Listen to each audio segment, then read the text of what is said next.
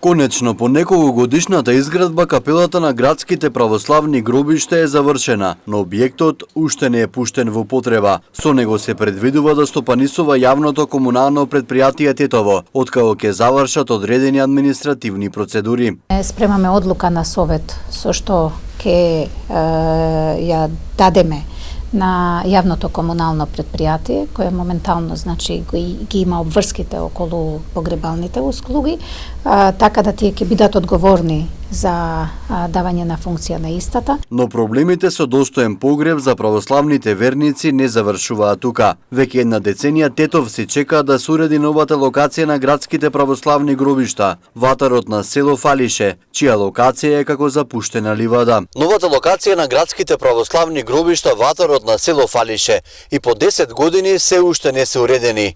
Местото е целосно обраснато со трева и трње, наместа има градежен шут.